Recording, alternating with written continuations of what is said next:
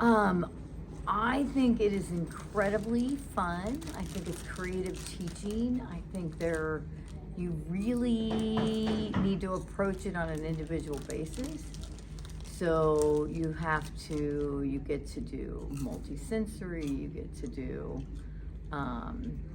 tactual, you get to do auditory, you get to incorporate all these different things that wouldn't always be incorporated. I think in some ways it's like working with other teenagers, right? But because that's the group that I work with for the most part.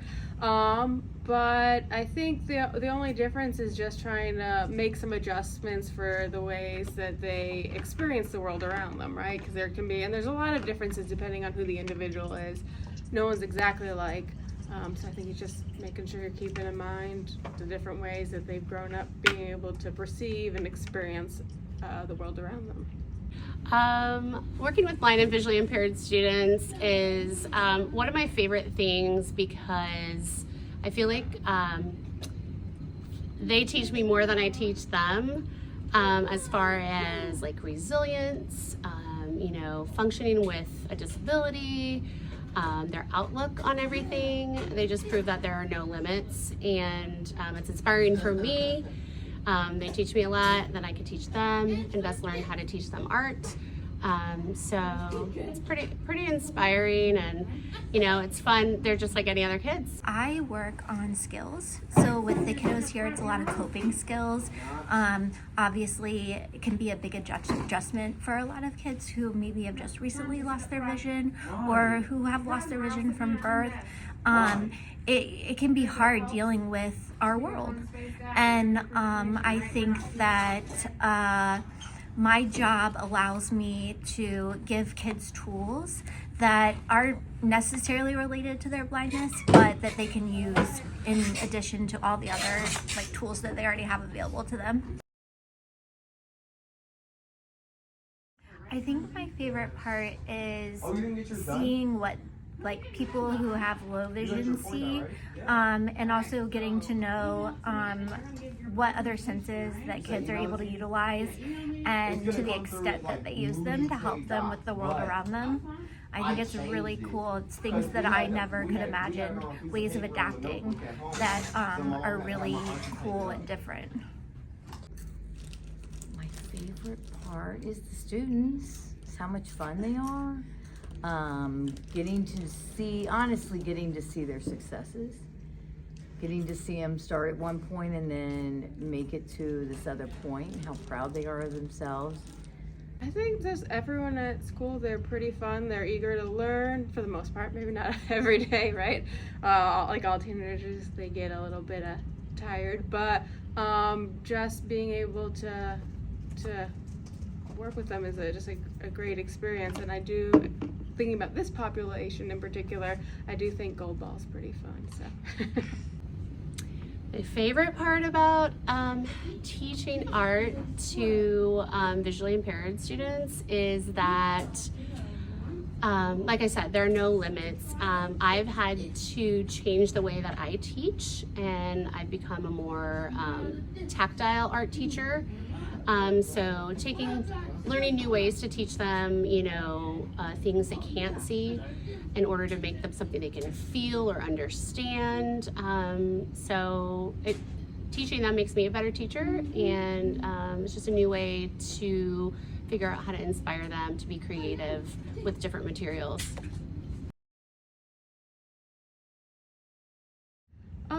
I think it's just important to keep in mind two things. One is to treat them as you'd like to be treated, right? And second is sometimes I think everyone, and it doesn't matter if you have a disability or not, experiences the world differently, whether that's based on their previous experiences or based on something that would be classified as a disability. And I think trying to put yourself in their position, and sometimes we make false assumptions about what that is. So sometimes just asking or getting to know a person to kind of better figure out how they experience the world and how you can better, work with them. I just want us all to be very accepting that we all have differences, and some are on the inside, some are on the outside, and then I think everybody has struggles, everybody has areas they have to work on. Every one of us has to have growth in our lives. I would like more acceptance of people that may look a little different than us, or act a little different than us, or talk different. I just think we want to be way more accepting. There are no limits. They're just like every other high schooler, middle schooler, elementary school student. They all have the same kind of feelings. They are just experiencing the world in a different way. So there are no limits. They show me that they can do everything else everybody else can. It might be a little modified, or there might be accommodations, but they're just like everybody else. Nothing. The way I've always described it is, if you walked into a completely dark room, no light, and you closed your eyes, that's how it is with me. There's nothing there. Okay, so I can't see at all out of my left eye, like there's nothing, and in my right eye, I can see pretty well, like decent, but I just can't see a lot of detail, and I don't have that great of depth perception. Directions, that's what everybody would say, but also just staying calm enough in a situation where that I used to be able to handle as a vision person, and now can't really do as a blind individual. Okay, my biggest struggle, I would say, like, vision-wise, is just eye fatigue, and like, if I read for a long time, it gets, I get headaches sometimes. But just in general, overall, with just being visually impaired, I would say my biggest struggle was being able to relate to sighted people. Okay. Mainly, I just want them to know, like, don't treat us any differently than you would treat, other non-disabled people. That's how I feel. Like, I don't want to be treated differently just because I have vision impairment, or, because I'm also hard of hearing. I don't want to be treated any differently. That asking questions is okay. That if you're new to this, you don't know because you've never been blind yourself. Asking questions is completely okay. And if you think they're stupid, well, they're not, because how are you meant to know the answer to? It depends. Right now, if I got to, like, keep all the friends that I've made and the experiences that I've had, yes, I would. But if it meant, going back and undoing, like, everything that I've done so far, then no, I wouldn't. Probably, most definitely. Would I lose, if it meant losing all the progress that I made with friends or people, then no. I just want them to know, like, don't treat us any differently than you would treat, other non-disabled people. That's how I feel. Like, I don't want to be treated differently just because I have vision impairment, or, because I'm also hard of hearing. I don't want to be treated any differently. That asking questions is okay. That if you're new to this, you don't know because you've never been blind yourself.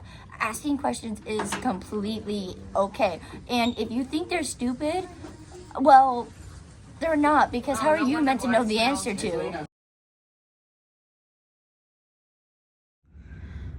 It depends. Right now, if I got to, like, keep all the friends that I've made and the experiences that I've had, yes, I would. But if it meant, going back and undoing, like, everything that I've done so far, then no, I wouldn't. Probably, most definitely. Would I lose, if it meant losing all the progress that I made with friends or people, then no. More so affected how people see me, and, like, how they, their feelings towards me, rather than, like, my life in general. So, people have told me that because of my vision impairment that I'll never be fully independent as an adult. And so it's just really affected people's perception of me. That it's affected my life is I haven't really processed it at all. So I went from completely having nothing to having nothing. So instead of actually taking time to grieve it, randomly there would just be periods of time where it hits me and it just ruins my mood, which I'm sure would happen either way if I did process through it, but because I didn't, it's gone through so much worse, and it sucks not being able to participate in things that I would be able to before, because I had friends that would, you know, constantly be around me. We'd play games together, we'd do everything together, but because of me losing my vision and not having that sort of support anymore, they won't really hang out with me as much as they used to, which kind of bothers me, I guess. Wanna view my vlog? Hey, yo, what's up? Yo, yeah, subscribe to the channel, you know, thumbs up, hit that plus button, and yeah, be good kids. Be good.